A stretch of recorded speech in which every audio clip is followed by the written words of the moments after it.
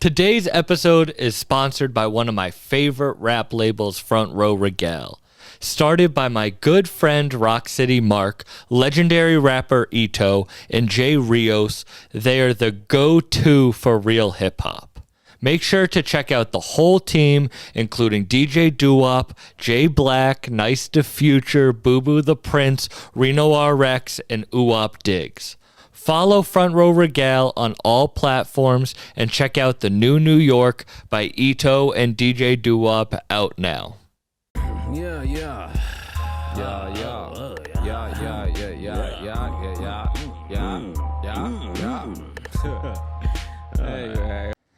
Hello, Sam Buck. Hello, I was getting dressed today. Yeah. And I got a question for you. Let's go. Is it okay to wear Kanye merch? Kanye merch? Of course. Are you kidding me? If anything, I have the Kanye shirt on, and No, I just don't know if it's okay to wear Kanye merch again. As long as you aren't throwing up the hail, it's great. But also, it's really like, now you can get it on discount, so more people are wearing it, I feel like. So it could be kind of like the Shaq shoes. You remember Shaq tried to make like cheap shoes that were accessible for young people? At Walmart. Yeah, and everyone thought that shit was whack. I mean, but then again, Champion came from Walmart, and now you got to go to Eblin's to get that. They cranked the price up on it, man.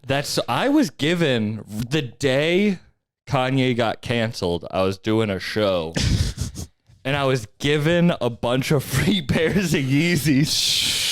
He got the call ahead of time. He was like, I gotta off this shit now, man. We get some clout with Sam. Let's get him these things before he knows what happens. I was wearing Yeezys on stage, and I get off stage, and this guy comes up to me, and he's like, "Are you Jewish?" Oh. And I'm like, "No." And he's like, "Well, you were really funny, so I have these pairs." Yeah. He's like, "I was literally going to burn these, but I'll give them to you." Yeah, I guess that's kind of like a full circle. Like, I'm trying to make up for what Kanye did by giving you more of his stuff. I know there's a lot of people that say they'll avoid Volkswagens, BMWs, and Mercedes-Benz, like even if they get large sums of money because of the original connections.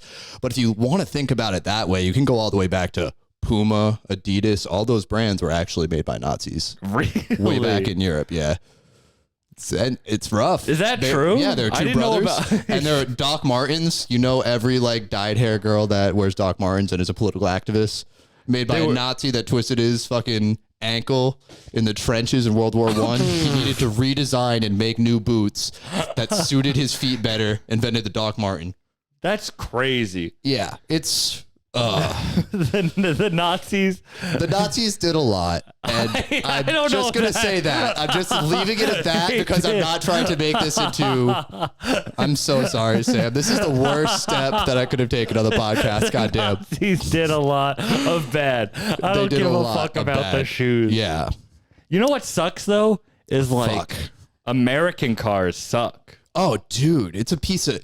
Actually, everyone and their mother's got a Ford Bronco right now, bro. I know everyone wants a Bronco. What happened 2 years ago? It's like they finally got far enough from the OJ thing. OJ got TikTok, and they're like, dude, it's okay. When he said, if they close the golf courses for COVID, I'm going to get crazy. And everyone was like, how crazy, OJ? We know how crazy you can get, OJ. God damn it. That's so funny. Dude, that would also be the best commercial you've seen in your entire life. They just got OJ Simpson to drive a Bronco. Are you trying to get away? I feel like we're back on the path of just wild shit can happen. Dude, wild shit's happening every day, man. It's crazy. Like, if I saw OJ doing a white Bronco, I'd be like, I get it. They know it's going to sell. They know it's going to sell. Actually, my brother told me, I asked him, like, I ask a lot of people, like, hey, what was the best day of your life? And he told me he went to New York City that day. He managed to see the World Cup in person, like, you know, the soccer thing, and touch it in person. But then he got tickets to Yankee Stadium for about $10, and they put OJ on the Jumbotron during the chase in Yankee Stadium on the giant fucking thing. So he saw that live at a Yankee game. I thought that shit was sick. That's so fun. I like that your brother went to a the soccer thing and baseball. Oh, no. And he was like, yeah, I got a train ticket for $17 down there. And he's a sports guy. And it's just awesome that he was alive for that. And I don't know, like a train ticket to get into New York now is like fucking 90, $100, bro. I drove all the way down to Bridgeport to catch like a quick thing. I just didn't want to park in New York City. Is the fucking worst. Driving in the city is the worst thing that can possibly happen. But Lights turned out on us. No, it's okay. We are literally in a garage. Everyone can tell. Yeah, bar lighting is good for us, though. You know what I'm saying? That's when it makes us a little more attractive. It's just like about 10 feet away is the optimal picture length for me. You know what I'm saying? I like that you think women are watching this podcast to find suitors. The only people watching this podcast are dudes that look like me or fatter. No, I believe it's probably aspiring comedians that don't want, like, they are quite ready to take the plunge, so they're flirting with the idea through like watching us and living through it. Oh yeah. Yeah, because there's a lot of everyone I know that like is interesting and I'm excited doing podcasts and stuff. Do you listen to podcasts? I listen to Comedy Bang Bang. That's the only podcast I listen to the Doug Stanhope podcast and Fantasy Football Guys, and that's literally it. Other than that, nothing. I don't understand. I understand fantasy football. Yeah. Like I get it, but sports just don't hit. That's why I was like, your brother went to a soccer thing. Yeah. Sports just. And sports has gotten so intense recently ever since DraftKings. Oh, dude, no. DraftKings has made sports volatile. Oh, my God. I can't imagine all the people wishing they were alive for this phase of sports betting so they could just be a degen in a whole nother way. Do you sports bet? Nah, I throw out a parlay now and then. Never bet more than like $100. Like that's too much. You know, if I lose money, I freak the fuck out. So I hated sports for a long time until I got to about like sophomore year of high school. So you started missing your dad. Dad don't care about sports either. Yes, I needed a father figure, and they were doing so good. Tom Brady's so consistent, man. Oh, I had a bit about Tom Brady being everyone in Massachusetts' father figure. That's why you can't bash him in front of them. They get really pissed off. That's pretty. Yeah, I pulled that shit at Midway. They did not like me. But one guy who's a Giants fan was like, fuck yeah, man. Fuck Tom Brady. He's annoying. You should be out there crushing beers. Like you can't try too hard at things or it seems a little annoying. But sorry. I got into sports because I realized having like surface level, non-deep conversations with people are so much easier when you can be like, oh yeah, what sports team you like? Like, you know what I'm saying? Like if you're talking to a waiter or some bullshit, like a conversation that's not really going to like lead anywhere. I don't want to talk about I don't want to talk about hopes and dreams. Catch that game last night. Oh my God. Work conversations and food service, man. Of course I talk about sports all fucking day, man. See, I'm one day not smoking weed. Oh, And I have a weed pen. I've been hitting the weed pen. That does. Oh my gosh. But I'm so excited. But weed was that thing for me. Yeah, exactly. You don't have to talk to people. You just be like, you want to smoke? And then exactly. That's your social interaction for the day. Bro, how many people I know that are just on like any dating app and they're just like, you want to grab a drink, you want to smoke some weed, you want to grab a drink, you want to smoke some weed. And that's it, because that's what a lot of social interaction was when we were in fucking high school. It's crazy, but I can't wait for you to get a little deeper into the no smoking weed thing. I'm not hearing myself in my headphones for a moment. Is that? Oh, is it the cord? I don't know. I have no clue. Do you not hear yourself anymore? No, now I'm good. All right. It's like M. Night Shyamalan starts directing your dreams as soon as you stop smoking weed, bro, shit gets intense and vivid and there's twists and turns. The same thing happened. I started taking like melatonin to fall asleep instead of because I stopped smoking weed. First of all, you're going to be up all night, man. You better start like, you could become one of those 12 a.m. gym guys or. Bro, I was tired all the time. I was tired all the time. Like, that's why I quit is like. Were you like. I smoke so much weed that me hitting the weed pen is me not smoking. You ever meet people that are so good at being sober they can drink and do drugs sometimes? I was up to like 2 ounces a week. Jesus Christ. Wow. Do you do it just, is it like blunts or joints? Joints. Those are inefficient ways. Just like, joints, yeah. I would just smoke cannons the whole time. I grabbed a quarter and I was just ripping it through a bong and I was like, wow, this shit's lasted me 2 weeks because bongs just suck and it's not pleasant. You know what I'm saying? And they taste horrible. Yeah. It's just one vivid hit. I cough up my lung for like 2 minutes and I'm like, I'm not hitting that shit again for like 30 minutes. Let's go do something. And you can never clean a bong fully. Yeah. Like the only good hit from a bong is the first hit after you bought it. Dude, and then because the second you clean it, it just tastes like dish detergent and fucking. Everyone's got their own method too. Like I met people that poured like nail polish remover into that shit. Hot water and salt works okay, but I threw that bong out as soon as I was done with it, just because I was house sitting and I wanted something to do when I was there. But Oh God. Let me tell you about my night last night. Oh, I'm sorry. We're going Yeah, on yeah. so many I'm tangents. just like, yeah. We were ADD talking is about prevalent. cars, and we were talking about weed. Yeah. And everything in our conversation leads up to this story. All right, go for it. Last night, I went to New York, As one does. for a album listening thing. On my way back, I got there. I smoked some weed at the album listening party. Yeah. Whatever. I was like, I had to. California Whatever. sober. Exactly. I'm driving home, and we're in the Bronx. Mm-hmm. And my tire like explodes on the Bronx highway. The worst place possible, man. Like, You know when it's like my car will say the air amounts. So Yeah. it literally within 15 seconds went down to 0. so it's like, It was like full, and then the light went on. I went then to it's see like it, stop and it was driving. 0. You know, Yeah. actually, when your tire pops, you're supposed to drive faster because it kind of takes the weight of the car off of the rim. Oh, really? Yeah. So because I when needed you there last night. Yeah, exactly. Just bring me next time you're in the Bronx. Actually, it's So we break down. Thank God there's an exit like right there. Yeah. So I'm like, all right, I'm gonna drive. Mhm. If I hear my rim scrape, I'm gonna stop. But I'm just Exactly. gonna drive up this ramp and just get off Yeah. the fucking Bronx highway. So I get up off of it, and when I say we're in like the hood of the Bronx, me and my boy shout out 1,000 words. We're in like the hood of Yeah. the Bronx, and there's this gas station, but it's one of those gas stations that's like they hold the gas station up. They're holding the people there yeah, up. exactly. Like solid plexiglass between you and them. Like, get And your I'm Dutchess and high get out. for the Yeah. first time in 3 yeah. days, which isn't a lot, but when you smoke a lot, you're Oh just my like God. anxious. Yeah. And people, like, they're fiends, like, standing on the yeah. other side of the Dude, street, just staring at us, trying to fix it. Just driving in New York in general is insane. Like, because I saw exit ramps with 2 lanes and a homeless guy standing in the middle of that exit ramp, just Oh. with a sign going for that shit, bro. And just high speed chases, just the shit that can happen. But thank God your car wasn't drivable, or they'd try and take it. Yeah, it's fucked up out there, man. Bro, so we get there, and then I try to use. Are you good with cars? Fuck no. I'm not That's why good at all. AAA exists. But if you tell them you're in the Bronx, they might not want to pull up on you. I call AAA, and literally, they're like, "Where are you?" And I tell them, and they're like, "All right, we'll send someone out in an hour and a half." Yeah, And bro. it just We're feels gonna wait for like- him to take the other 3 tires. and You then we'll never get see out the there. horror movies where they're like, "We just have to make it. Yeah, we just need to we just survive need to till make now." it to dawn." That's how it felt.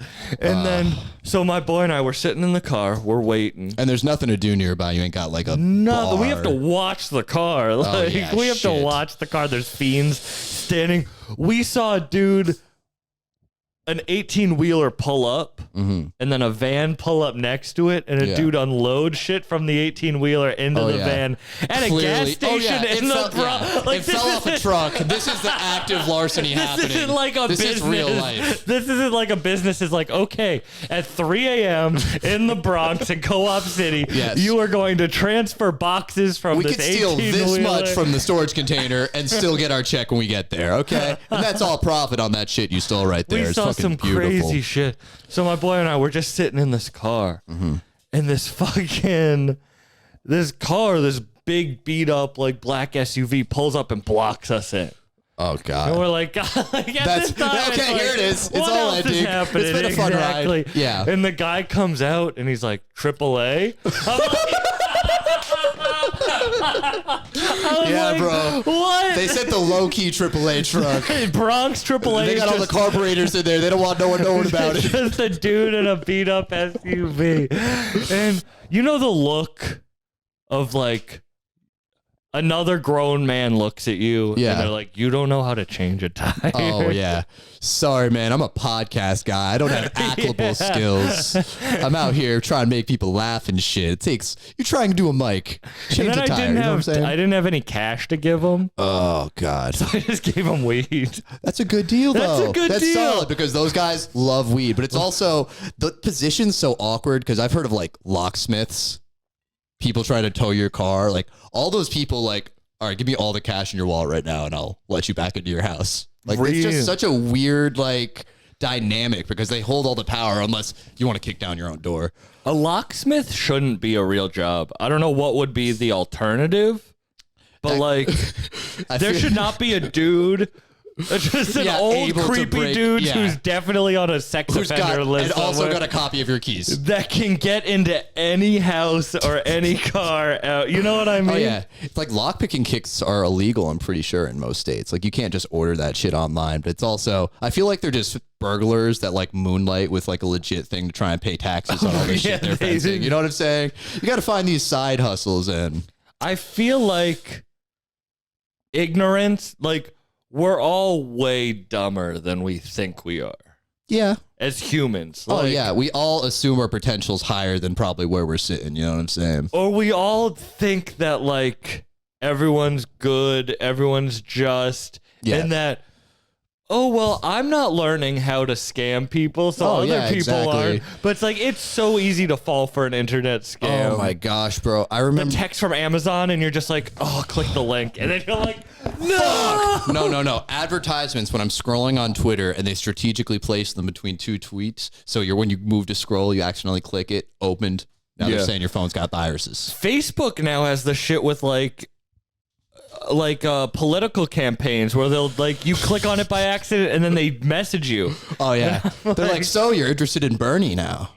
But the point of that is like anyone can learn to pick locks. Oh yeah, exactly. It's probably so easy. Yeah, and then I'd lock every door in my house and just keep practicing. You know what I mean? But bank vaults, you can't pick that shit. Safes. I remember my friend locked himself out of his safe one time. We tried doing our whole like GTA pick the lock, no, like Skyrim or Fallout 3 when you're like doing the little bobby pin and shit. Put the ear up to it. Oh yeah, bro. That shit didn't happen. You know what got that safe open was about like 4 good hits with a sledgehammer. That is the same mentality as the guy who's like, I'll just get up on stage and be funny. Oh god! Like that. Sometimes it works. Doesn't matter. Sometimes it works. It doesn't matter what the skill is. You got to practice it before you try it in the field. Oh my gosh! Doesn't matter if it's lock picking or playing the guitar or telling jokes. Look yourself in the mirror and tell a few jokes and see if you can. It's such a cruel thing we chose. Why did you? So who was what was your first impact on comedy? What was the first comedian you can kind of remember like forming? Jim Gaffigan. Jim Gaffigan. I've never heard that name in my fucking life. You don't know who Jim Gaffigan is? Does he have can you like describe I'm bad with names and he's shit. Like super pale. He has the hot pockets. That joke. It's like a hella famous joke. Dude, I've never heard of that guy. That's so crazy that you haven't. So my parents took me to see him on my like 10th birthday. Oh, so your first experience was like 10 years old to a comedy show. And it wasn't clean. He was like kind of clean. Yeah. But he's like kind of clean in the way that like... He's not talking about like butt fucking. Oh yeah, exactly. Like, but if he drops like the word fuck or cunt in there, you're with your parents and it's just insane. You know what I'm saying? Like, wow, Mom, Dad, you just said that word we're not supposed to say. God damn, that's crazy. He's getting paid for this? So I was 10 and I got to see that and I bought his CD and he wrote on the CD like to Sam Buck, my best friend. And that's like my first like. And that's what. How about you? Oh, dude. It was an iPod Classic. I believe it was my brother let me listen to his iPod because I'd get bored. And it was Norman Rockwell's Bleeding. It was Christopher Titus, he's more of a storyteller than a comedian, but that was the first one. And it was solid, but I listened to it over and over and over because the energy was there. It was kind of in the same vein as like Dane Cook when it was like the punchline's yelling. Yeah. This is when you laugh and you get your reaction. Did yell a lot. Yeah. But it's passion, it's energy. And I was just a spastic kid. So I was yelling a lot too. So I was like, yes, the parallel. And I was like, wait, they gave this guy a TV show on Fox? Yeah. For like 3 seasons? He made money doing this? So that was my first impact. And then after he showed me, I was driving with my brother somewhere. He put on Doug Stanhope before turning the gun on himself. What? Yeah, the first 2 comedians are Doug Stanhope and Christopher Titus. That's it. That's literally it. And then I literally... That's why you have a City Morgue hoodie on. Oh, yeah. It's dark, profane, and disgusting. Like edgelord comedy. But it's also... After that, my brain exploded. And then I found like every Doug Stanhope thing I could find, which was good. David Cross was probably the first comic I saw live that I was actually a fan of. He was solid. It was at Foxwoods. And it's also kind of a polar opposite from the other 2 guys I'm into. Very angry, too. Oh, David Cross? David Cross is solid. Very angry. But he's also, all of his film is so dignified and calm. Like, it's really peaceful. Mr. Show with Bob and David, dude, I'm so mad at streaming services because you used to be able to get every single episode of Mr. Show on YouTube, bro, back to back, and now all I can get is clips. Well, I don't know if you know that, but do you know Comedy Bang Bang at all? No. The host, Scott Aukerman, was the head writer on Mr. Show. No shit. And he interviews people that play characters, but he interviews them seriously. And it's so funny. So like a dude will play...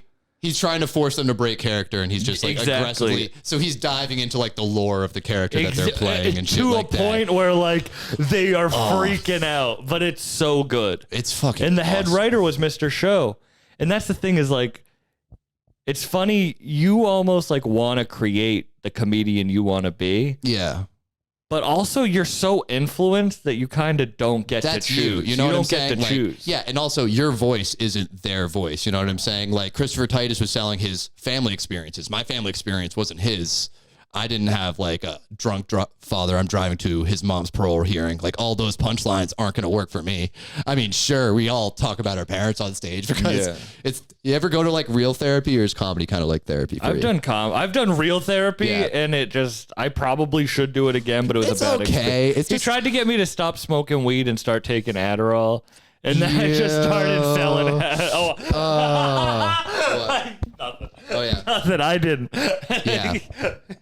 Oh wait! Oh yes. We're gonna bleep that one out. Yeah, there we go. Therapy. Oh yeah, therapy and selling methamphetamines. Oh, high school. Oh, SATs. But like, all right, like when I really started loving comedy, I loved people like Doug Benson, and I loved like dumb, funny comedy. No, yeah, just so now when I'm like, ooh, I want to write all these like really smart, like high concept ideas. But it's like that's not what I am. Yeah, you know what I mean? Like I might enjoy that, but that's just not who I am. It's also it kind of brings me to like I really like Mick Jenkins and like Vic Mensa and that whole like Save Money thing. I don't know if they're still Save Money. They moved on, but I feel like Mick Jenkins was a more conscious rapper and Vic Mensa was more like kind of happy-go-lucky, almost dance club music. But as he tried to like progress and be more conscious, he sort of lost his sound that kind of like I enjoyed from him. You know what I'm saying?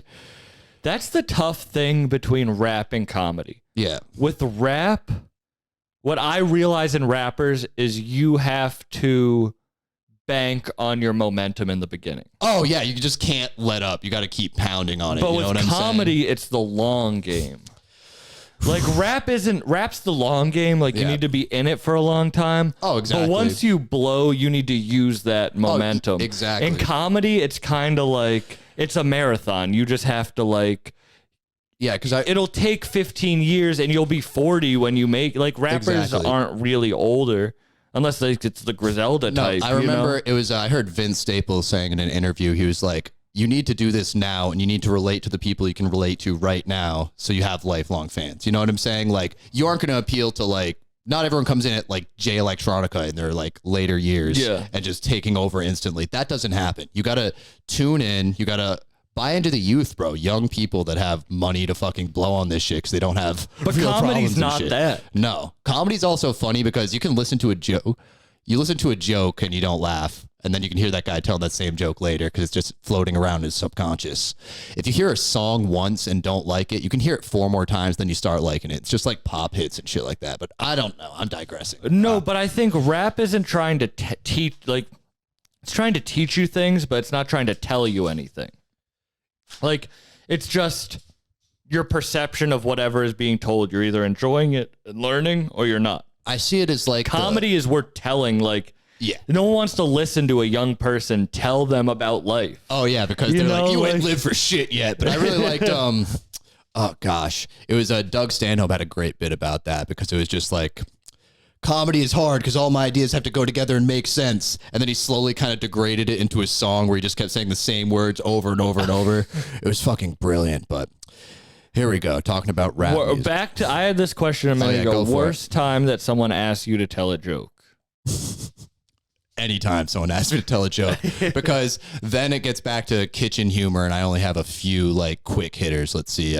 What's the difference between jam and jelly? Oh, what? You know that I did. Yeah. All right, so we'll leave that for we're going to leave that one in the air. Do you have any like one line? Like, it's tough when people, because I feel like I don't want to give a street joke.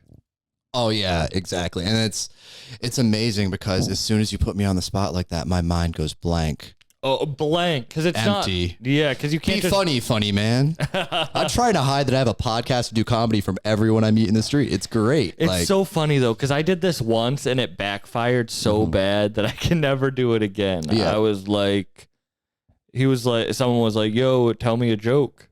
Ooh. And it was a rapper. Yeah. And I was like, well, spit me a freestyle. And then they did. Yeah, and that shit was probably fire. It was probably fire. Yeah, follow that, bitch. It was Benny the Butcher. Oh my God. Benny asked me stepping into the Coliseum with Benny the Butcher in the art off. You can't art off people. You know what I'm saying? It's especially people at the top of their game. Hey guys, this episode is sponsored by Infuse Productions. Anyone who likes good weed, good music, and good people needs to check out Infused Productions. And make sure to come to one of their upcoming shows, always featuring your favorite cannabis vendors and growers. Also, don't forget to come join the Grumpy Cup in Greenfield, Mass, July 8th and 9th. For a comedy show, cannabis competition, barbecue competition, and exotic car show. Make sure to hit up Infuse Productions on IG, Facebook, or go to infuseproductions.com. That's INFUZED Productions.com. Or if you want to check out the Grumpy Cup, go to thegrumpycup.com. Let's get back into it. Dude. Do you still get starstruck? Yeah, I still do. Yeah, because I remember I actually got to meet Vince Staples after a Mac Miller show. It's just some kid who's like, yo, if you stand in this parking lot and yell at him, sometimes the artist will come out and meet you. And he walks up and daps me up. I'm like 14 maybe. And he's like, yo, you want a picture or something? I'm like, no, I'm good. I'm nervous. I don't want a picture with Vince Staples, one of my favorite rappers. And it's just crazy because like, you feel like you squandered that opportunity, but still, it's the same. Like, I dapped up Maxo Cream at a fucking Suicide Boys show, too. Like, I love Maxo Cream. Oh, dude, so good. And his music... Oh, wait, the one at the Xfinity Center? In Brooklyn? No, I went to Brooklyn. I was in New York for it. But also, his music's just grown because, like, if you listen to the early mixtapes, the energy was there. And now it's getting so much more introspective. Like, he's talking about, like, I can't write music without Adderall. I'm on Adderall for all of this. And, like, it's not a good substance. It's killing. You know what I'm saying? Yeah. Like... Adderall is this. Have you ever taken it? In high school, it was actually when I was in grade school, they said I wasn't going to learn to read without Adderall. And my dad was like, fuck that. Adderall is how they program people. So I didn't take it until high school. And I took it in high school and dropped 20 pounds, couldn't sleep for shit, but I was focused. And slowly that degrades into me helping my peers with their SATs, not by studying with them. But yeah, we're going to move right past. But no. Adderall, I don't know. I just stopped it. It was not for me. I don't like stimulants. I'm not a real. I want to go to sleep, bro. Everyone does cocaine and all these other shits, bro. Yeah. I like relaxing, laughing at a movie that's stupid because I'm high, and getting great quality sleep. See, I feel like the thing about quitting weed for me is I feel like I'm gonna get boring. No, well, it's as long as it's not your whole personality. Like if you become a gym guy, they make the gym their whole personality, and all you want to talk about is like PRs and how to get bigger. You can be a weed guy and just be like, oh well, indica, sativa, this, that. This is how you can apply weed to your life. If you're trying to like sell it to people, is when it gets boring and shitty. Like I liked weed before. It was I need sativa to clean my house. If I don't hit a sativa, First it's not time going you to work. smoke. In the industrial park in Middletown with my sister and her friend. It was a game. And then they handed me the roach. I hit it like 5 more times. I was like, this is awesome. My sister brought me back to her apartment. I was like, yo, I got $50. Let's get some more weed. And she's like, you're going home. No more weed for you. Went home, ate a whole family-sized bag of Doritos, and was like, yeah, I'm gonna run with this weed thing for a little while. Before that, I was like hardcore straight edge. I was like, no, I don't want to dilute myself. I feel like every kid says they're straight edge. Yeah, I was that same way, but I was like, I was just a kid. Like, it would be weird if I was like, I love drugs. I've never done them, but it was I more love like drugs. I like Minor Threat the band. Like, you know what I'm saying? I was like a big fan of that shit because again, my brother influenced me on all this stuff. And fucking straight edge awesome. Music's crazy. It's sick. It's an energy that I think it's Ian MacKaye is his name, the guy that made Minor Threat and later Fugazi, I believe is what it's called. Bald guy, vegan, very interesting. But he kind of pioneered that whole movement out in like DC. But like hardcore music, I didn't get into rap until later. Like I got to Rage Against the Machine and kind of reverse engineered their influences into getting into rap. What did you want what did you want to be doing? Like, what did you see your future as? At that age? Or just like... I played bass. I wanted to be in a band. And then that slowly turned into, okay, I'd like to write books. And then I realized I'm shit with grammar and I talked well. So then it turned into comedy. And then, of course, there's the long stage of like, I'm scared of what people think. I don't really want to pursue this. And then I actually got into a car accident and I was like, well, should have died. Might as well start living. You know what I mean? What happened? Oh, no, I totaled a car. I got knocked out and stuff like that.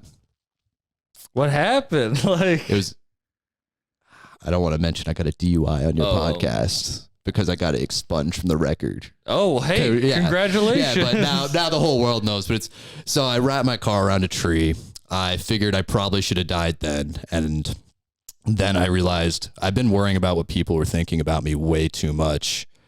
And I just need to get up and start doing the things. And my friend Jordan, my best friend, my producer, he was right there with me. He was like, okay, well, I wanted to do first it was the podcast to organize my ideas and basically figure out how to articulate what I'm talking about. Then it slowly turned into, okay, first open mic, of course, blackout drunk, East Providence. Then someone told me about a skew, and I've just kind of been hanging around a skew and bumming those mics ever since. I mean, isn't it weird how far you push yourself not to do the thing you actually want to do? Oh, because the amazing thing is so many people, like, you'll ask them, do you have a dream? And they don't. So if you have anything in your head, if you figure out that there's something you could see yourself doing or would be happy doing, the best credit you can do is just do it. You need to pursue that. You know what I'm saying? But do you really think there's people without dreams? Maybe it's their mind gets wiped, like when you ask me to tell you a joke, and when you ask them, or they're embarrassed. Bro, a lot of people, like, it's like a mechanic wanting to be a ballerina, bro. Like, you could full on say, like, I didn't want to do comedy. I didn't want to do podcasts. I want to be a rapper deep down, but I could never tell anyone that. Yeah, no, I don't want to be. Yeah, exactly. But I feel that, and people are like, people made fun of me. People still make fun of me for the podcast, but like, dude, people made fun of me when I was starting, like, oh, you're really going to talk to rappers. Oh yeah, bro, like, they run out of shit to talk about after 6 months. You know what I'm saying? Like at first it's a novel concept hating on you, but then if you just stay consistent and keep doing it, you slowly gain more respect. And then they're like, oh wow, what was your podcast like this week? You know what I mean? Yeah. Like, I remember I told my friend Jamin I wanted to be a comedian, and the first thing he said to me was, well, you're ugly and not funny, man.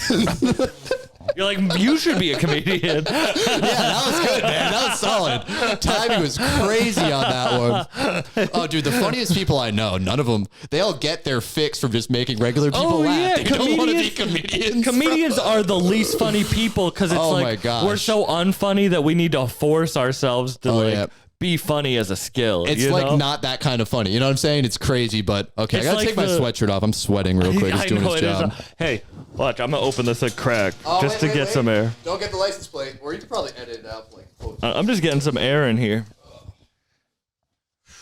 Fuck yeah, man. Oh, so you got anything you're plugging like recently besides needing a tire? Yeah, I'm gonna go plug my tire. Yeah, no, hey, Town Fair. I know one of you works at Town Fair that listens to this podcast. I am gonna go plug my tire after this. No, are you plugging anything? Okay, so Jordy, my best friend, makes music. He has a new video, Fishbowl, on YouTube. So Jordy, Jordyyy. My mom writes books. She's a published author. Tyler Levesque, Levesque. That's going to be on Amazon mostly. Oh, God. I got to shout out every single person that's ever been on my podcast now. No. Because like, I got to get this out of the way. So shout out Mig's World. Shout out Tyler Luke. Shout out Ant. Shout out Woody, a.k.a. Dreamcaster. Fuck it. All of one team. Those people are cool.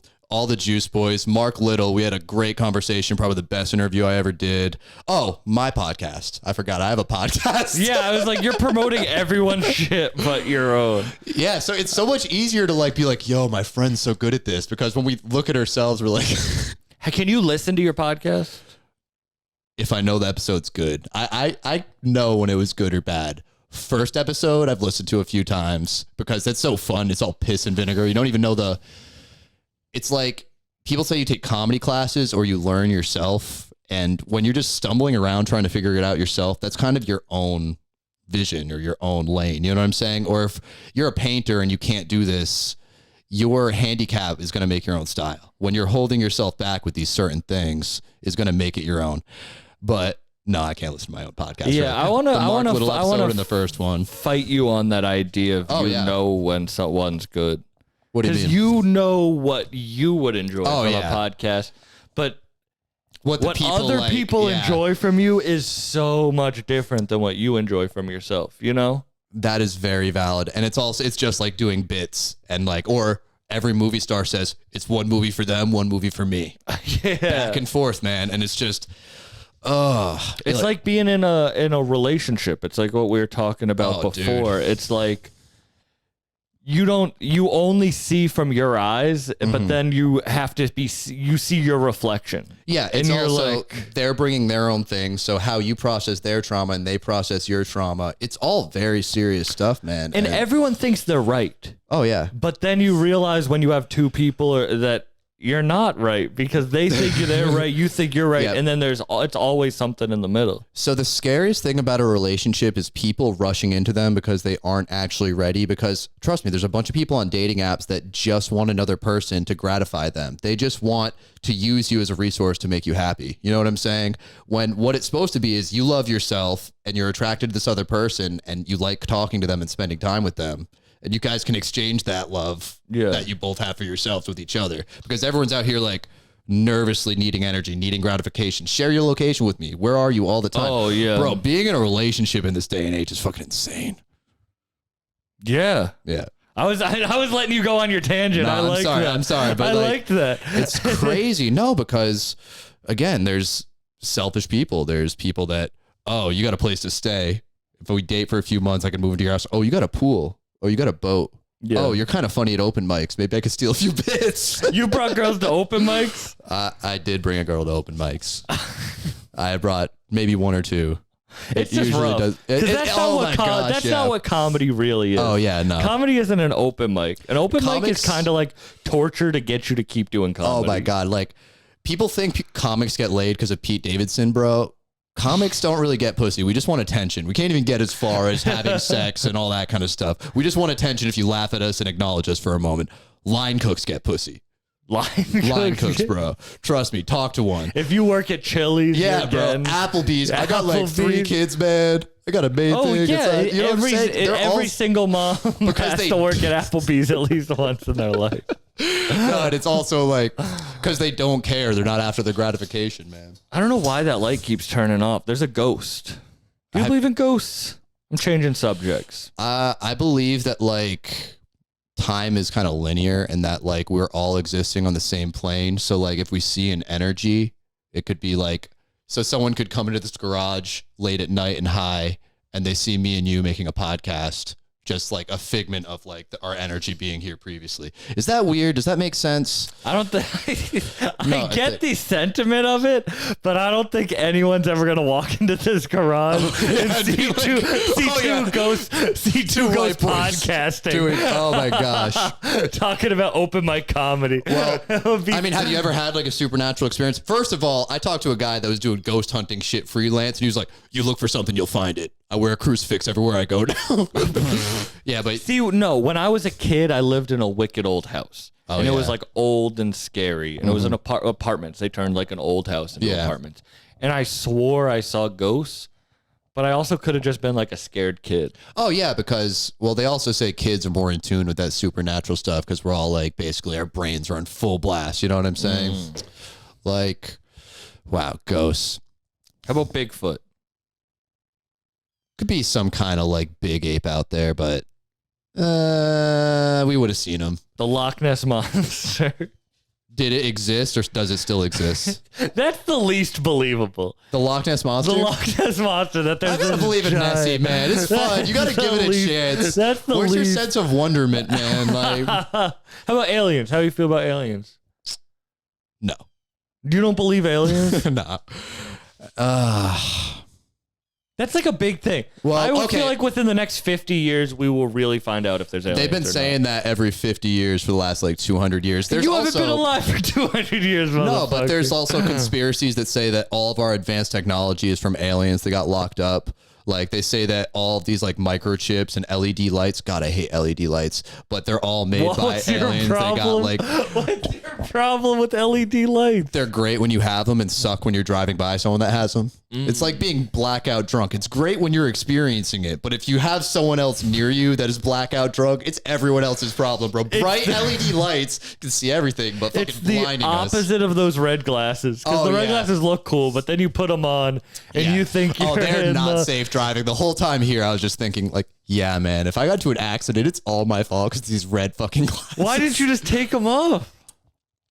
Because I had to be ready for the sandbox, but I had to make the dramatic entrance with the red matrix glasses. To take them off. Yeah. It's I mean, do you have any good luck charms? Do you have any like rituals you do? Like I wear this chain before I like do most things I care about. Really? Why? Jordan made it. He made about 50 of them. I bought 3. I tried wearing 3 chains at once, bro. It feels like I'm getting fucking choked. I thought you were a rapper. Yeah, man. Hey, comedians can wear chains too. You got are you a jewelry guy? Do you have any jewelry? No, I'm not a jewelry guy. I don't know. I couldn't do like I don't even like watches. Do you think a comedian could be taken seriously if they got on stage with hella chains? I don't think so. I mean, what's his name? Al Christakis. Al Christakis, bro. First time I saw him late at night at a skew, bro pulls up in like a fur jacket, and I'm like, oh man, this guy's goofy as hell. I can't wait to watch him bomb. Gets up there, murders, and then I realize, fuck, we're all clowns, and he's actually dressed for the job, bro. Trying to dress cool isn't like doing it for us. You know what I'm saying? Like, I used to take a lot of mushrooms, and I had a show with him one time, and another comedian, hilarious comedian, Sean Duffy. Yeah, and I was like, oh, I'll take some mushrooms. Yeah, exactly. And we'll go do the show. The show gets canceled. And Al loves comedy. So he got like really upset that the show was canceled, and we were right by Gillette Stadium, Foxborough Place. Yep. So we're walking around Foxborough Place. I'm tripping, and he has on the fur coat. Oh yeah. A little orphan Annie red wig. And like a pimp cane or something. Oh my gosh. And you know when you're tripping and you're like, everyone's staring at me. Yeah, dude. But now you like, actually have a beacon next to you. That's everyone like, is staring. I look like I brought the worst date to Gillette Stadium. Like I got catfished. Fuck. You ever been catfished? No.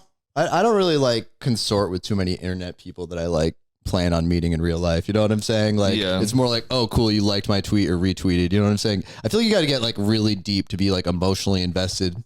It's tough. Like, I barely trust people I see in real life, bro. Like, how am I supposed to like, just text coming through the internet? Nah, I feel like it was a lot easier before, like, oh, you could FaceTime and figure out if they're real or not really quick these days. That was a really good TV show, that catfish thing. But I wanted to ask you, since you did mushrooms and psilocybin recently, did you do like major doses or like little doses? I've never done any like, what do they call them? Heroic doses? Heroic doses, yeah. I've done maybe like 4 grams over a night. Yeah. Like just nibble a little bit, nibble a little bit. That was probably the most, but I did DMT, which was like pretty intense.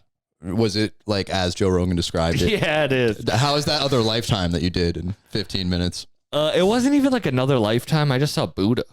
That's cool. That's a good deity to run into. He seems like one of the more chill ones. You know Buddha what I'm like told me to like I started the podcast like the next week. So I feel like it's the Rogan. I feel like I'm like the Rogan origin story that I don't want to talk about. Exactly. You know what I mean? You don't want to let him know that.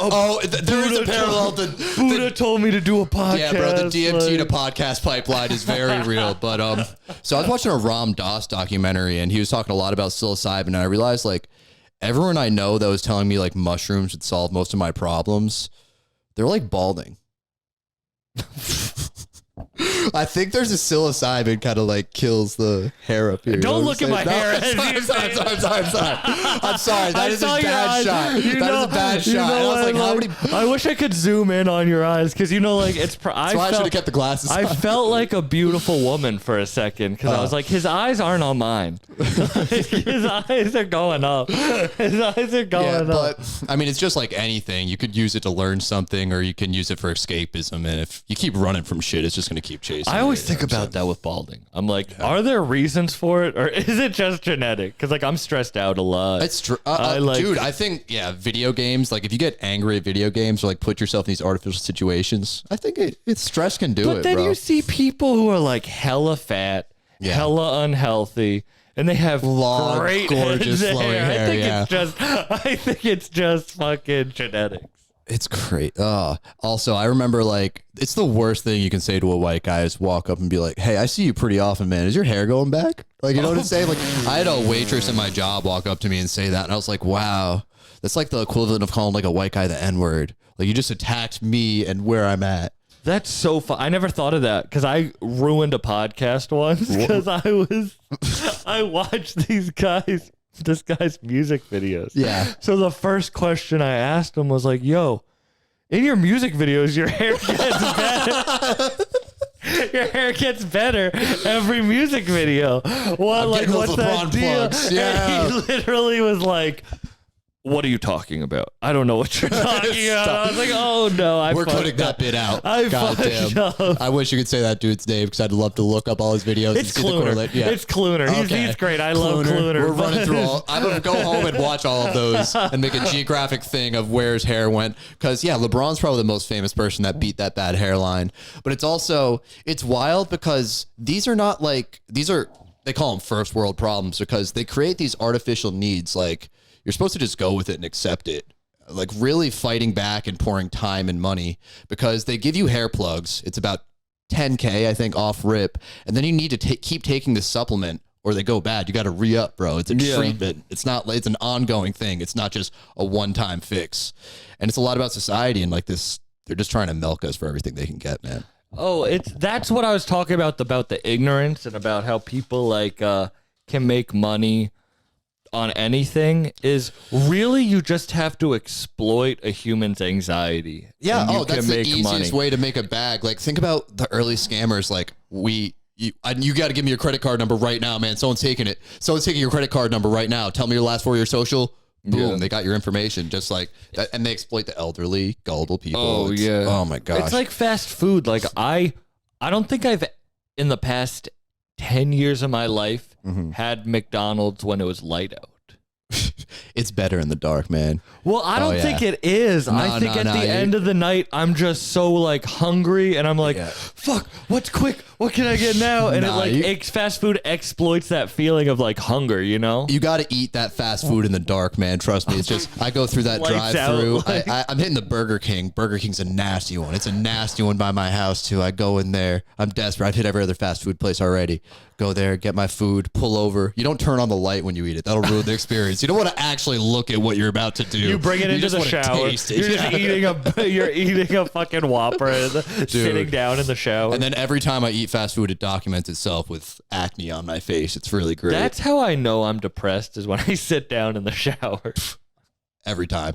Maybe I'm always depressed. No, like I often sit down in the shower just because I'm like, God, how did I get here? What do we need to talk? We'll turn this to a therapy session next. But okay, I think I'm going to hell over fast food because, well, first of all, if they fuck up your order, you did something comedically wrong because they can do it so easily. You know what I'm saying? But so I was really high and I was going to the drive-through.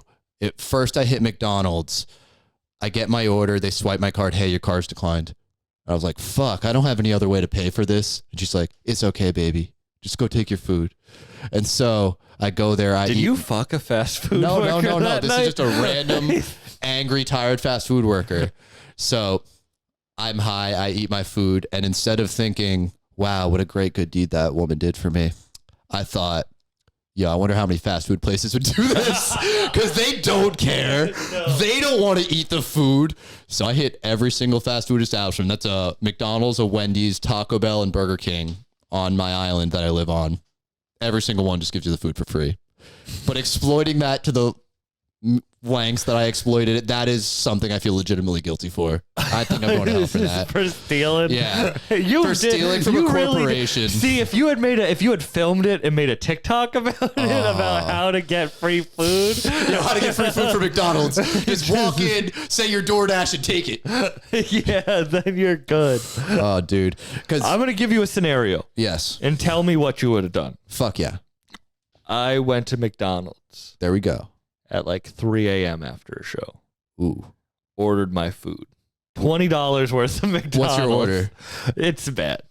And when I go out, it's bad. Quarter pounder. Fuck yeah. Extra Fuck the Big Mac. pickles. I'm a big quarter pounder Quarter guy. pounder, extra pickles, 10-piece McNugget, and a Filet-O-Fish. I'm a monster. Filet-O-Fish is I'm the a only thing that monster. scared I'm me, a bro. monster. The 10-piece and the quarter pounder, a large fry for me, but the Filet-O-Fish, I'm man. a monster. Yeah. So I order all that. Yeah, 3 a.m. 3 a.m. It's one without a drive-through, so I have to. Yeah. You're You in the know you're building. down bad when you go into McDonald's to get the yeah. food. The drive-through is kind of like you can be like, Oh, yeah. really? This is so convenient. It's in and out. I just happened to take a wrong turn and Whoops. end up My here. car just ends up here, yeah. But when you go into McDonald's Were you by yourself? by myself, Oh. go into McDonald's 3 a.m.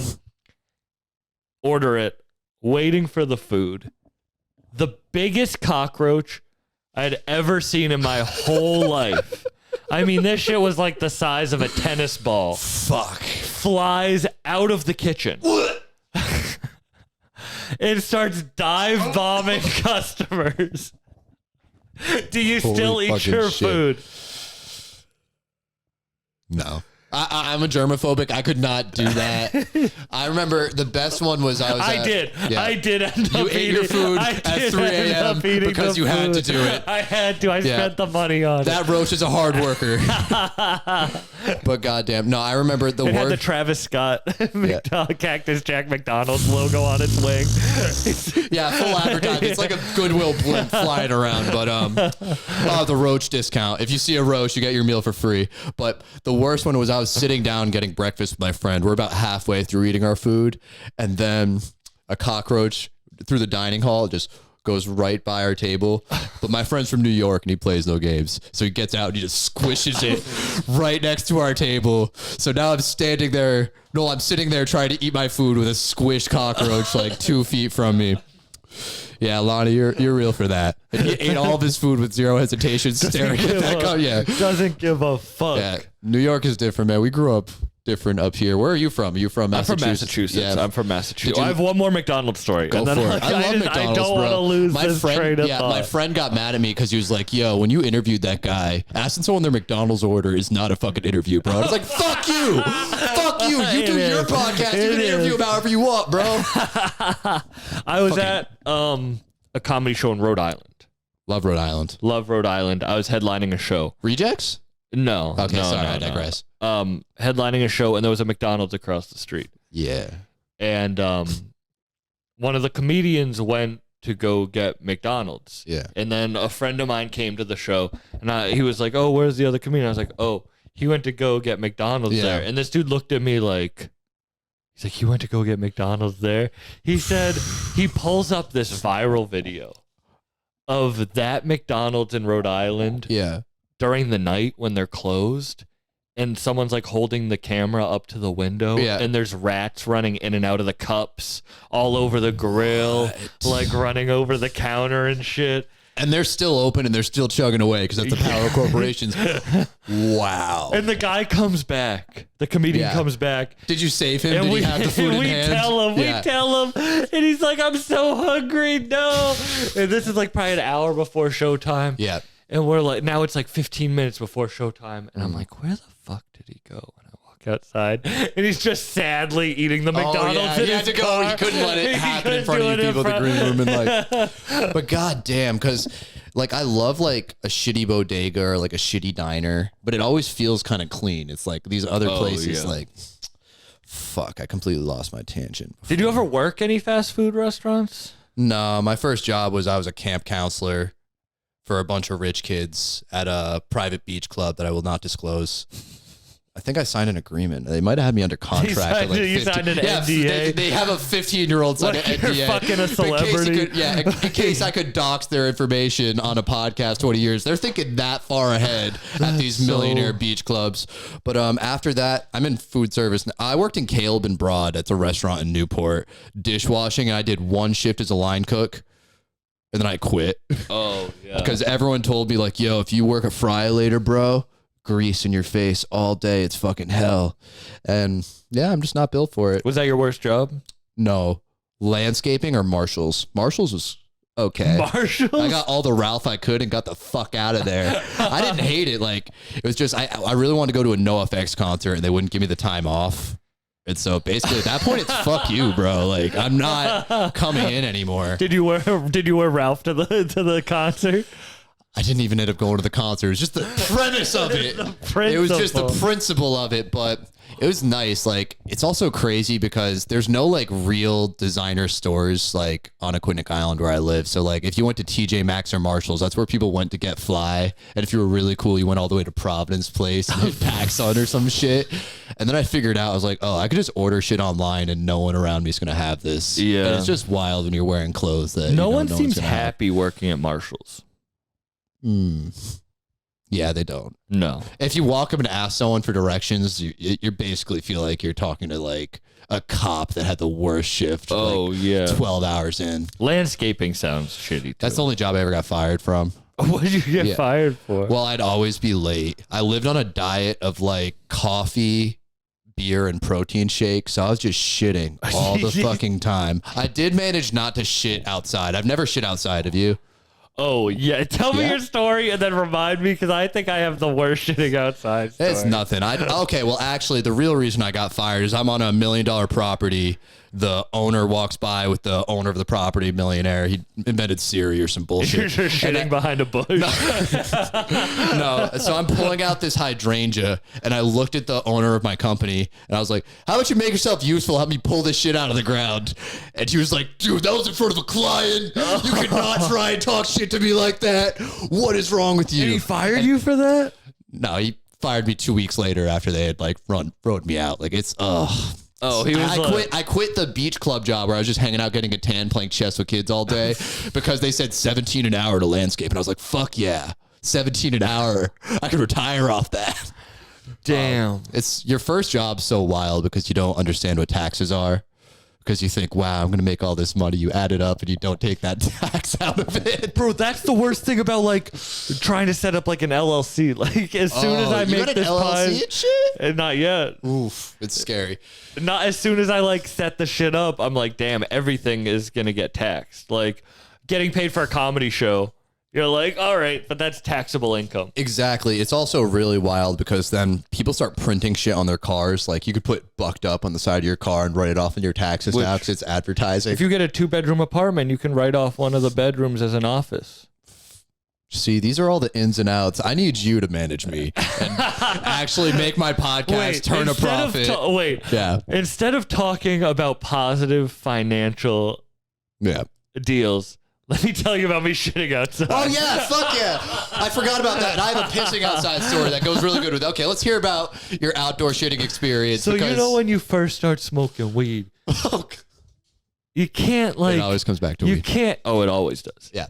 You can't go back home. Yes. Smelling like weed. Like you can't, because they're just gonna get mad at you for smelling like weed. But also sometimes you gotta you do have to shit. But that also sounds like you're in some guerrilla warfare. So you gotta forge some leaves and stuff out. Bro, okay, so you're riding around. I'm assuming you're cruising in a car. I'm cruising in my car smoking. By yourself? Yeah. And I'm like, oh fuck. I gotta There's no McDonald's nearby with rats I could shit with. I gotta shit so bad. And you know when you feel it in your stomach that's gonna be a loose one. And I'm like, I can't go home.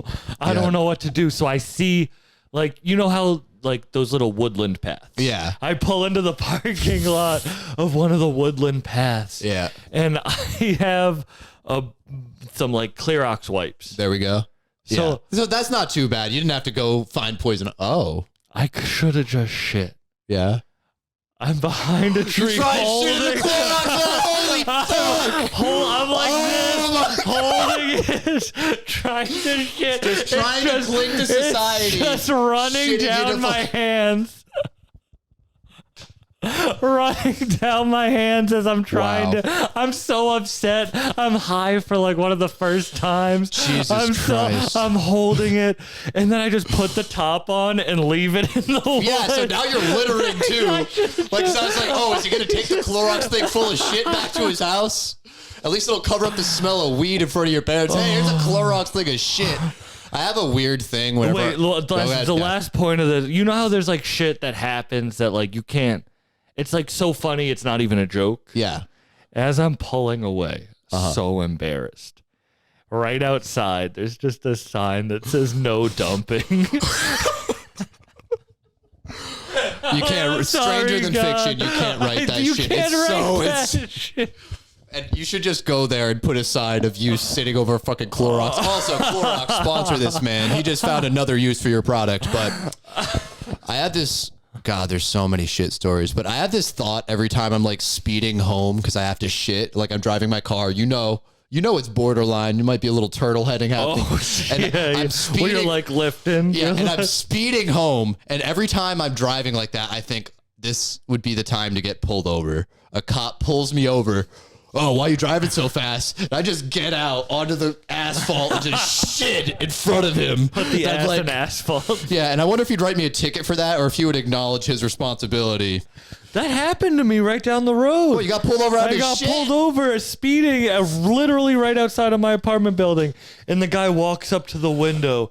I feel like weed is my personality now. He goes, "Do I smell weed?" I go, "I need to shit so badly, and bro." I pointed at my apartment building, and I go, "I live right there." I will come and interact with you right after that, but this is a pressing issue, and that's the real line where they get to be like, "Okay, I'm human. Go shit." Yeah, like because that's like you know what I'm saying. Also, I am white. So oh my gosh, I remember I was smoking weed with my friend, and his girlfriend went to bring us Wendy's. Like she's white too, like little white girl driving a Jeep. And like she gets followed into the parking lot by a cop, and we're sitting in a car smoking weed, so we're a little off put. But the cop gets out and goes to walk up to her Jeep, and she gets out and just starts, "Why are you following me? I don't feel safe right now. Oh my god!" And I've got Wendy's, like holding up the Wendy's like it's a gun or something at him. Starts calling her mom and like, "What's your badge number? I feel unsafe right now. Who the fuck are you? Why are you following me?" And I was like, wow, that cop just got alphaed real quick. Like he's like, "I don't want to open this can of worms." Got in his car, drove away. But he didn't even say a word. He was like, "She's clearly bringing Wendy somewhere. I don't want to unpack this." She seems stressed out. But so it's not shitting outside, but I was up in New Hampshire camping one time. And you pee anywhere when you're outside. You know what I'm saying? Especially if you're drinking a lot. Oh, yeah. There's something about peeing outside that just makes you feel like a man. It's great. It's really one of life's simple pleasures. Women can do anything that men can do except for pee outside. Yeah, except feeling like peeing outside is made for them. So I'm sitting there, like I go and I'm peeing on the corner of the campground, but I look down and a mosquito lands right on the head of my dick. And so I jump. I don't know why the first question that came to my mind is, "Are you circumcised?" Do you have the shield or no? Or is it right there? Yes, I am circumcised. So I jump up, do a couple of spin moves, and run back into the bathroom where I should have been. And the mosquito didn't bite me, so not even a mosquito will suck my dick. And I'm just grateful for that. But it's also, that was the most anxious piss of my life. So we have some scary pisses, you know what I'm saying? Yeah. It's also, there's another side to being able to pee outside is you could always get arrested for public urination. My dad always used to be like, if you're peeing outside and a cop comes up to you, say that you were bird watching. That is nuts. And last night, after all that, it's like 4 a.m. There's a donut on my car, and I need to piss so bad. So I just pull over on the highway. And like when you open the doors, you open the passenger side doors, and you're standing in between them, and I'm just pissing.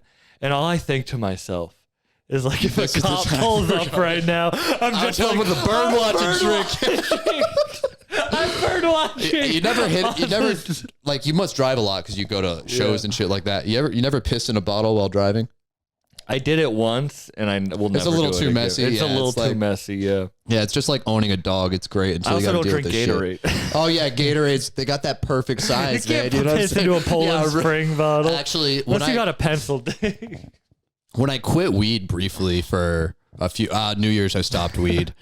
I gave my friend clean piss for money so he can pass a drug test for Christmas. No, yeah, exactly. Like, here's your Christmas present. But I was way more concerned about it than he was. I was like, yo, I'm gonna pee in this Dasani bottle. Is that okay? It says there's like minerals in the Dasani bottle. Is that gonna make them catch on or something? Can't piss in a Dasani bottle. Yeah, bro. I mean, it's already piss in there anyways. That's probably why it pans out. You got some. You're an Essentia guy. I'm a big Essentia guy. Oh, I have my Essentia. Yeah. As soon as I quit drinking alcohol, it's 4 Pellegrinos a day, bro. I live for this. I like Essentia because it makes me feel like I'm doing something good for myself, but I'm really just spending more money. Yeah, exactly. You're paying for. I had a bag of Essentia. Like, you know how they got those like bags of wine? Set that shit up in your room, bro. Oh, You'll yeah, never be more fucking. You can slap the bag with it, but you'll never feel more healthy than like, yeah, I got this shit on tap. You'll never feel. I feel like that would just make me feel like I was an alcoholic trying to chase the dragon, like slapping the water bag. Like, yeah, the weird things alcoholics replace drinking with is so amazing to me. You know what I'm saying? I have someone say they do puzzles. Hey. I'm alone at the crib. I can't crush beers. I do understand that though, because I see shit. Yeah, and I'm like, who's doing that? And I'm like, oh, happy people adults. trying to fill a void. No. Happy adults don't need jack shit. People trying to fill a void and have some satisfaction in their life. That's who. Like, I love riding my bike. My bike's right up there. I love riding my bike. Really? But I don't ever see myself being like, I'm going to put on that neon outfit. Oh, yeah. Like, I'm going to get decked out like Lance Armstrong in spandex and fucking flick off people trying to pass me. Oh, my gosh. Do you go through the cities and stuff like that? Is it like... Not really. Because I love the idea of riding a bike, but it's like dangerous. I like going to the bike path, honestly. Oh, yeah. That's the place to do it. But it's like... It's flat. My favorite one is seeing someone that clearly got a DUI with a 30 pack on the back of their bike heading to or from work. Yeah. I was doing the first show I ever got booked on was in Warwick, Rhode Island. A lot of Rhode Island stories. I mean, it's where I'm from, so it works. Are you from Warwick? No, I'm from Newport, but Rhode Island in general, it's all one place. Excuse me, Newport's much better. Oh, people won't see this. I'm on the Newport Rogue Island Comedy Festival. Oh, no, Rogue Island. Are you playing like the Jane Pigotts or what part are you? I'm doing, on Monday, I'm doing the top of Pelham. Oh, that's sick. No, it's really nice. That used to be the only club on the island called Studio 3. They made really strong drinks, but it's a nice space. I really like, and I love Rogue Island comedy. I work all weekend, so I never get to go see it, but it's like awesome that they're putting on for that shit.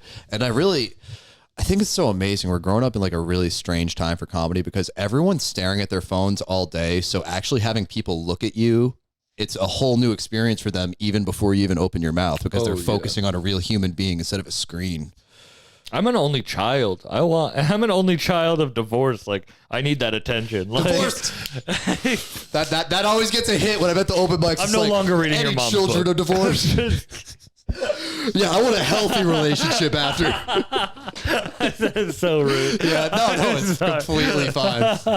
Honestly, the fact I gave you the book is worse because I should have forced you to buy it. Just sent me the Amazon link. Exactly. But it's oh my god. But So do you think being an only child, you wanted attention and that's why you got into comedy? 100%. Yeah, exactly. We all wanted 100%, that gratification. You know what I'm saying? Like, yeah. I really just want to be understood. I want to be able to like say what I'm thinking out loud and be like, yeah, people comprehend this. I'm not crazy. Yeah. But it is tough because like the podcast you do and then you're like, damn, I talked about my feelings today. Yeah. You're like, yeah, that's not like self-help. You know exactly. what I mean? But it's like, also, well, no, it is because if you're working through your shit, people see you working through it and maybe they empathize. Maybe it makes them feel better that they could share about their shit. But it's also the line of like, okay, am I going to trauma dump at this open mic or I'm going to tell people things they want to hear, bro? That's when you start comedy, you just want to get shit off your chest. Yeah, bro. And then you're like, oh, these people don't want to hear what's on my chest. Yeah, they don't want to hear that, bro. They want to Let's hear get some dick jokes. They don't want to hear that. Let's hear about this shit, bro. Do you don't like listening to your podcast? Can you listen to your stand-up? Yeah. The stand-up's good because it's like short bursts. And if like I'm up there, I'm so overstimulated, I can't even process if people are laughing sometimes. Afterwards, I can see how something went over better. But I'm not too good about recording my sets, bro. My best set of all time, I definitely didn't record. What is the difference between doing stand-up like sober versus when you were drunk? Having a cohesive idea. It felt like driving a car with your eyes closed. If I got blackout drunk and like I had an idea getting up there. Yeah. And then the same thing happened with weed too. I'd be like, it's good because it'll put me on a tangent. Like, you know what I'm saying? But like might not make sense. It's not objective. But when you mentioned getting shit off your chest, I brought my friend to an open mic and he was on acid and he's like, bro, they're just sad posting in real life right now. Yes. they're literally sharing them. Yeah, like when I brought my girl to, I've only brought her to one open It's mic. awful, right? Like And you shouldn't bring a significant other. Shouldn't bring anyone who's not a comedian to an open mic. They won't get it. They won't get it. Yeah, because it's like watching someone practice guitar and hoping that it's going to sound good. Yeah, exactly. You know what I mean? It's or like someone that's shitty at guitar trying to impress you playing it like, oh fuck. Like, do you still play bass? Yeah, I pick it up from time to time. It's really like I never memorized like sheet music. I just learned tabs and imitated like riffs I like. Fucking Metallica's good. Primus is good. But it's also, they say if you learn an instrument, it ruins music for you because you're trying to figure out like what that musician's doing with it.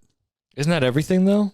Yeah, it's just like comedy. Anything, like, you know what I'm saying? You start picking it apart. And I actually really like your medium because like you take this love of rap music and it's positivity. And like, meanwhile, the guy like the needle drop, I don't know if he likes music or not, bro. Yeah. Because it's just critiquing and tearing down. And it's really like a positive mindset. It can all be love. Art can exist without critics. We don't need fucking people tearing down your shit, no, bro. if you don't like it, don't pay attention to it. Exactly. People want me to do like album reviews and it's like, dude, I like that. Like, I don't want to put a number on it and hurt someone's feelings and shit. Like, if someone did that to my comedy. Are you kidding me? Yeah. What if someone did it after sex? They were like, yeah, that was about a 4 out of 10 tonight, baby. You better step it up. When I started my podcast, there was a podcast that just talked shit about my podcast. That's so awesome. Like, I'd literally, love that. they I would play feed off my that podcast. and I would listen to their shit all the time. Talking shit about it. And it's kind of like, they were my biggest fans in the beginning because I had no one listening to it and they were talking shit. Now I have fans and they don't do it anymore. Exactly. Like I said, they fall off after like 6 months of making fun of you, bro. But I would love that. Like, the closer I am with someone, most of my good friends, they're the ones that belittle me. And like, the more vile an insult they can throw at you, the closer you are as friends.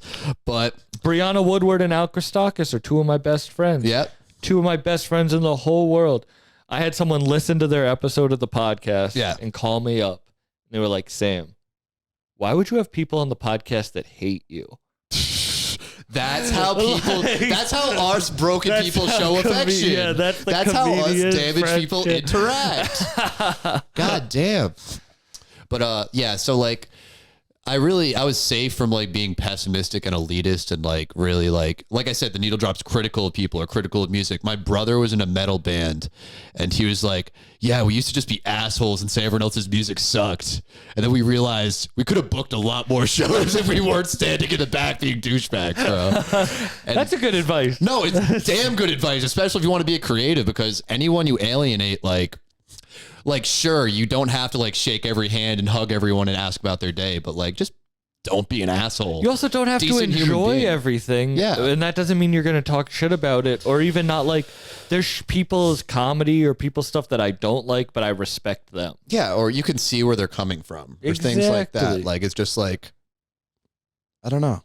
It's the golden rule. Treat others how you want to be treated. I hope that's how if you people put see love mine. out into the world, you'll get love back. You put critiquing out into the world, you're going to get fucking... They're going to critique. But people are going to hate no matter what. Oh, yeah. Fuck yeah. Honestly, the hate feels better than the love. At least it's real. You're spitting bars out here. Nah, I just basically take like rap lines and they float around my head. I'm like, that was applicable. Just spit that shit out. They're the most like condensed down ways to understand information. Oh yeah, exactly. I honestly think it's probably the best form of storytelling. Like some 808s on the back, or like fucking, dude, if you listen to the early Outkast shit, all that stuff, or just painting narratives, because it also has the replayability because of the rhythm and like the music of it. But I digress. We're getting a little nerdy. So there's a clip. Someone was talking about smoking weed. They were like, yeah, I see smoking weed is like, you're just burning the money. There's a clip for your pod. No, I like how you're like, no, because I saw that clip, bro. It was before I even like talked to you about being on the podcast. And I was like, that's so fucking real. It's it is so real, but that relevant. clip went viral. Yeah. And so many people are like, he has $100,000 chain on and Yeah. a Burberry mask. No, but Which, hey, Great God, I love Great God. He's an Fuck yeah. amazing rapper. But it is funny because I thought he was right. well, also I agree with what he was saying. He could liquidate that mask and chain and get the money that he needs out of it. Yeah, you know what can't I'm saying? liquidate weed. You can't like. All you could do is burn that weed and You maybe can't like resell it. pull a Yeah, like, pull a dude. joint out of your mouth, you know? No, but it's really crazy because it really took like, okay, do you really need weed? Like, and also it's a resource. You're spending this resource to make yourself more comfortable when you could be helping people with that. You know what I'm saying? And it's like taking care of ourselves and what we think we need versus being able to help others, because we're in a very like buy-centric, like we're just buying things to make ourselves happy when there's people that need money, bro. Like, you know what I'm saying? Like, and he was talking about trying to help people, and God, it sounded so much better in my head, you know? No, but It's I like, think that goes back to what we were talking about earlier, and Yeah. I'm happy we got to bring it back to this point about how yeah. people do everything not to follow what they want to do. Oh yeah, it's resistance. It's like literally like It's like fear. the reason I really wanted to stop was because I'd be like, I want to work out in the morning. I love working Oh out my in the God, morning, yeah. but then I'm like, well, I want to smoke before I work out. So that's Exactly. another 40 minutes. And then like, I want to smoke so much that I don't want to work out anymore. And then it's like, you know? Yeah, the funny thing with quitting alcohol and weed for a little while was I realized it wasn't even really a drinking problem or a smoking problem. I have a spending problem. It feels I good to inherited spend the from money, my yeah. dude, it's just like I'm having a shitty day. I just blow $100 on something stupid and I am giddy. You just have any hoodies I have Fucking up there? vinyl records, Bro. 110 of them. I haven't even listened to them all, bro. I'm still ordering fucking shit. Like The worst, I hate buying a hoodie that I spent way too much money on and it doesn't fit because you can't oh my return merch. God. You Well, can't no, you have a return- girlfriend now. You can just give that to her. You know what I'm she saying? has all my hoodies Yeah. that don't fit. See, I've just got a stockpile of clothes. That's I'm why I waiting to like dump off of the fat. I like fat rappers because I know I'm gonna Oh, fit yeah, in they their know they merch. got those biggie sizes, you know what they I'm got saying? the big sizes. No, baby. because there's a bunch of shit. Like when Jordan, my friend, made these chains, he got one for Joey, the rapper. You know, he's out of Providence, Joeyy. Yeah. I know. Yeah. I was just with him a couple weeks ago. Yeah, I heard he's a nice guy. I haven't met him. I met Wicked like good Woody dude. and Julian around him. But so Jordan gave him a chain. He was like, yo, that chain's not going to fit around my neck, bro. No, really? Yeah. And it's a legitimate concern. You know what I'm saying? I didn't even think about And then that. when we're in high school, everyone's making clothes and no one's like, and like my brother's like, oh, I want one. You make double XL? Fuck no, they didn't make double XL unless they custom ordered it. Like, Bro, it's I have to crazy, custom order bro. my pants. My It is- pants are 46-36. It's crazy because like, and then is it more fabric? Is it more expensive?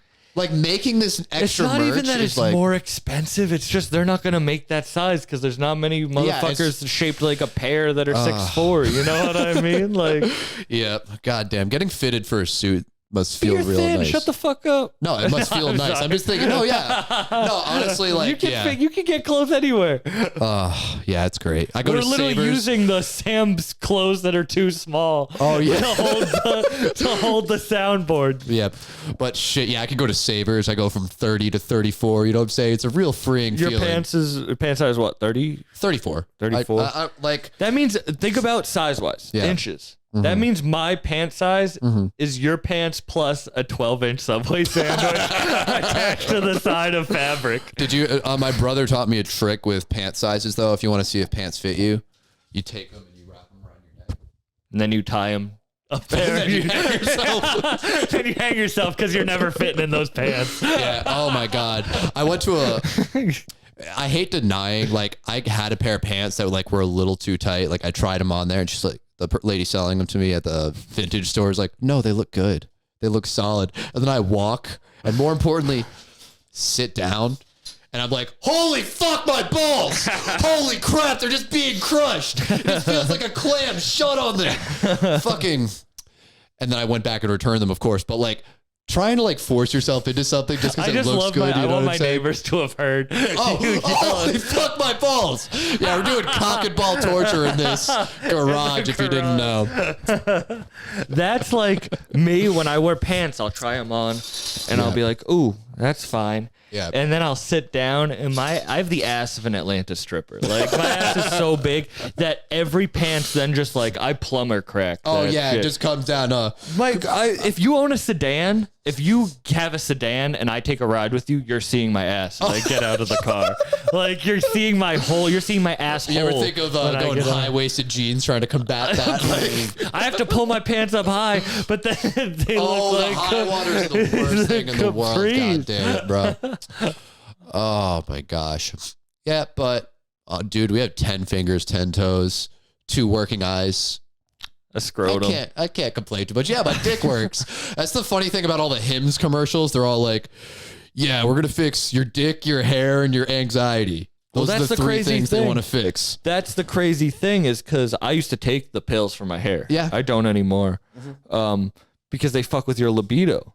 No shit. They fuck with your libido. Really? So it lowers your sex drive. No, but it also helps them selling shit because now they're selling you Viagra. That's literally what I mean. It's oh like, my gosh. so you take that, you take the hair shit, and then you're like, well, now I'm not getting hard, so I have to take and I never took the dick pills, but then it's like, oh, I gotta take the dick pills, and then you're anxious that you're taking the dick 2 pills, and it's now like that's double compounding bro, pressure, it's like bro. Bic. It's like Bic.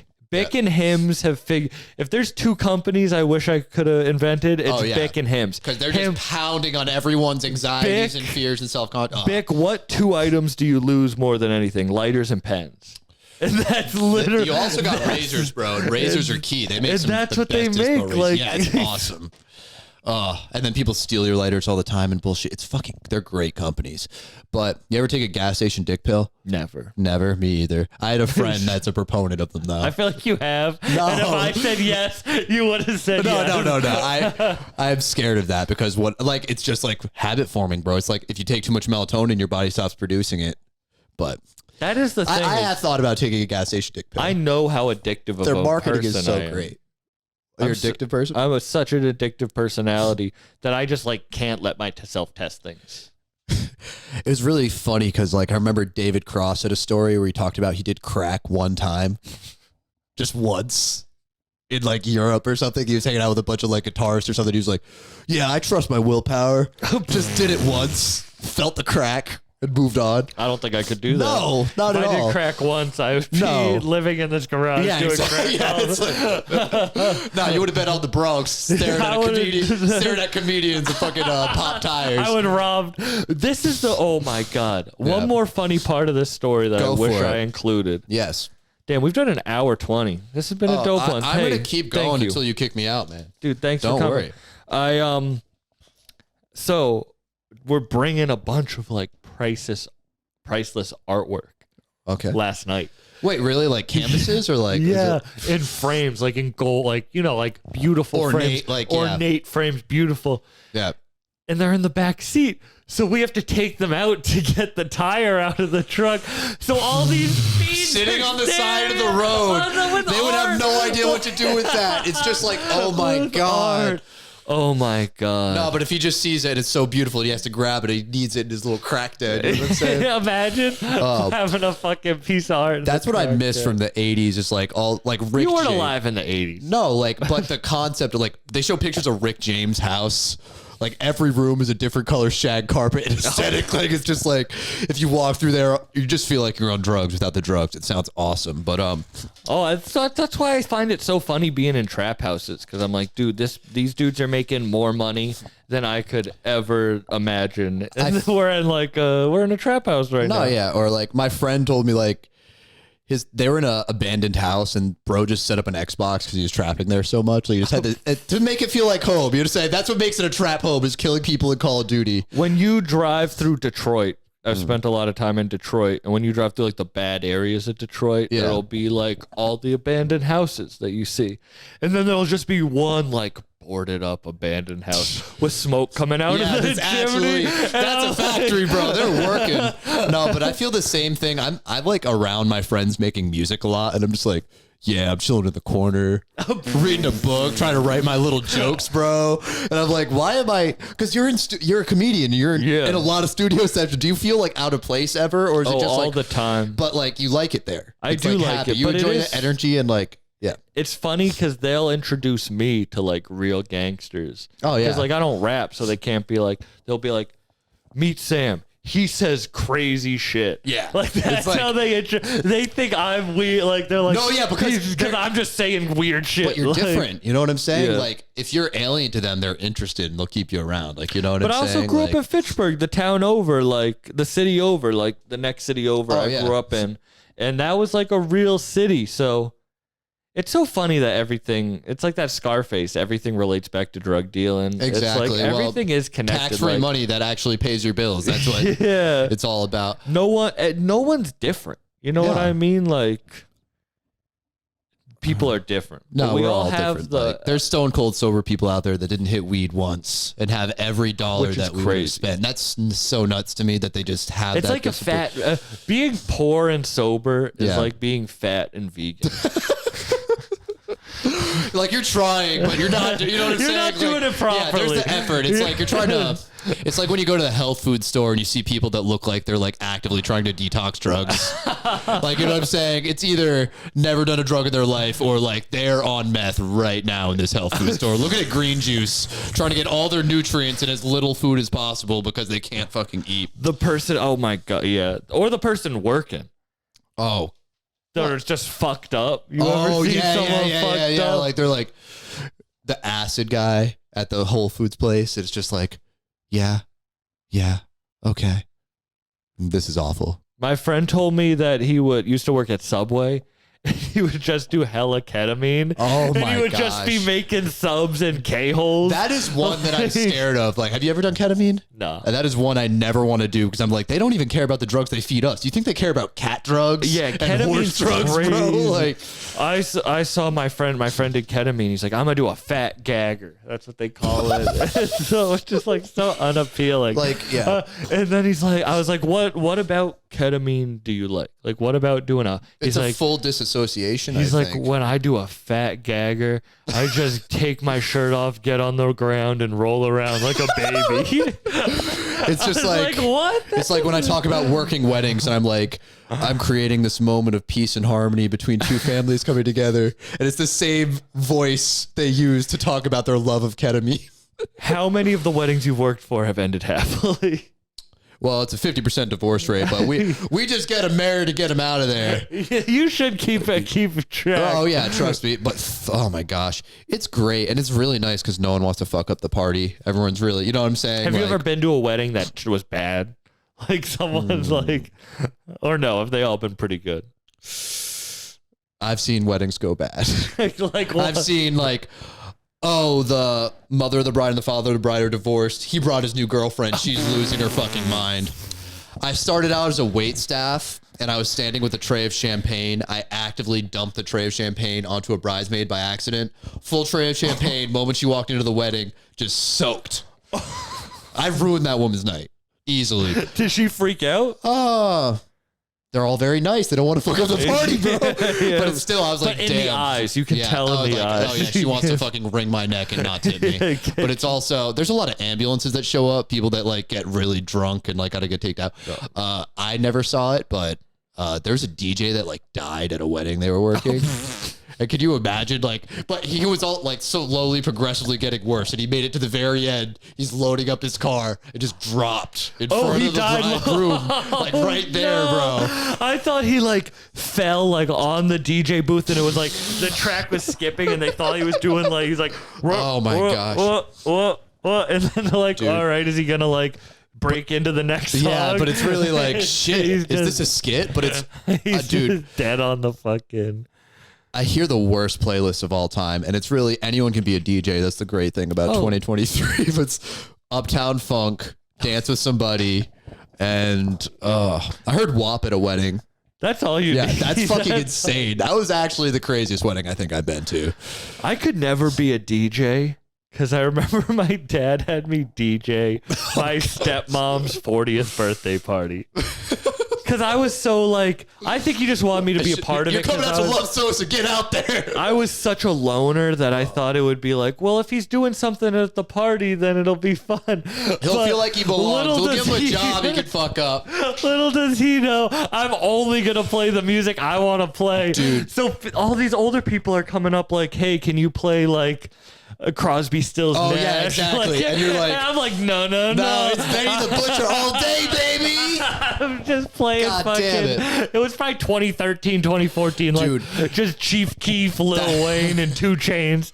That's This, the like, oh my old gosh. person It's the worst birthday party. showing people things. Like, because that's the big thing they're doing. A DJ, you're trying to put people onto new music that they'll like.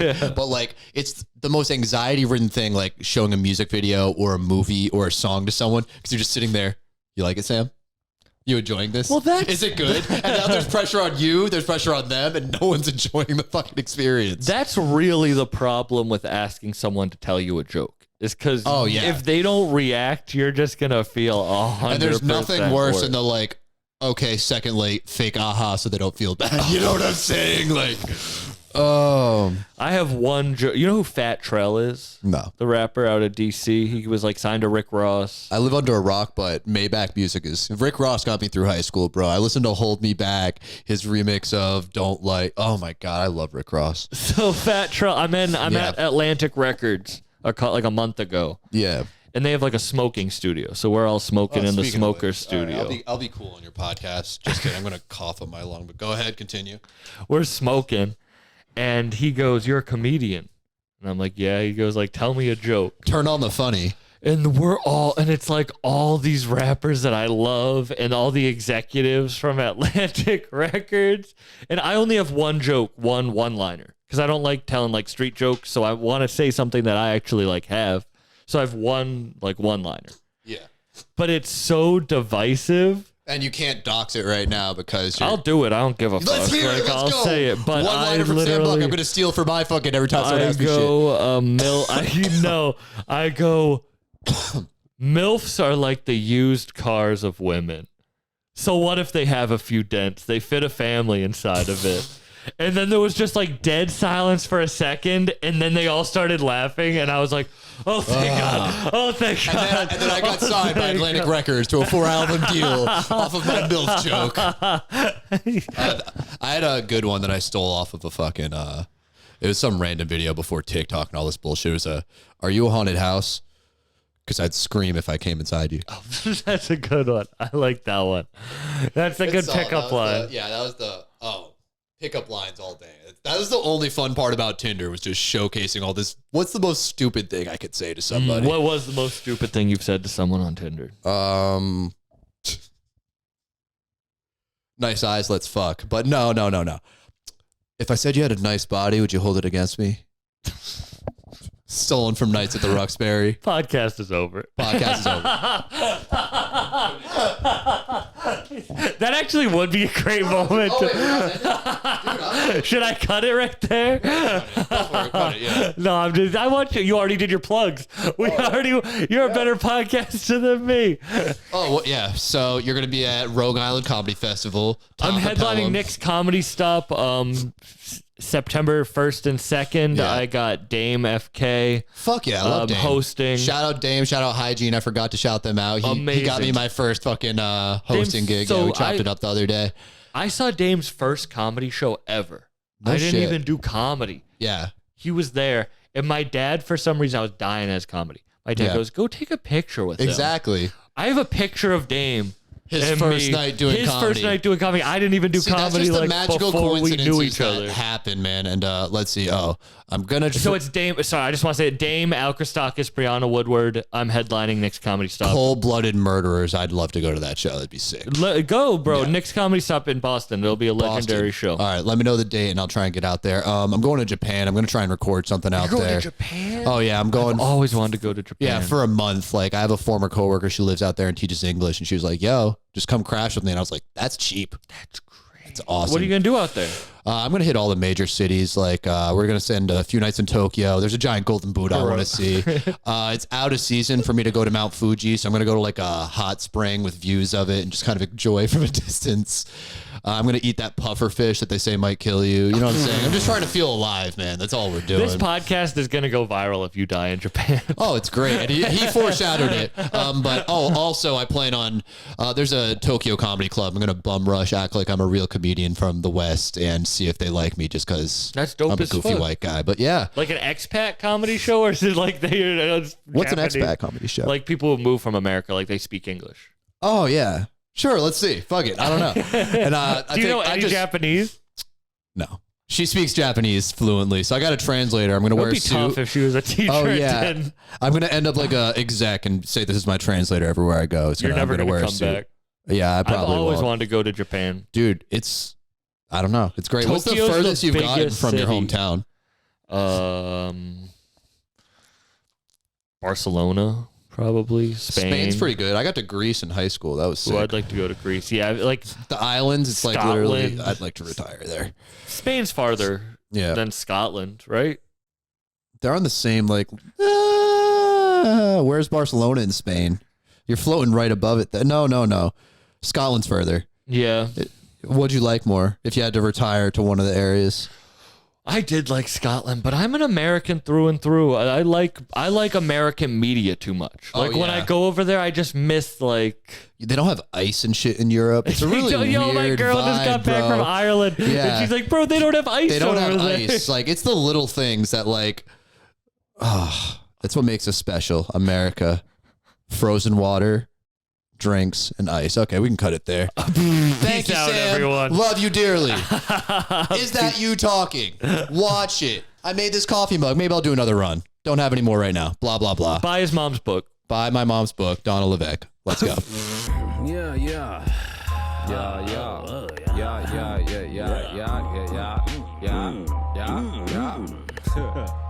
Hey,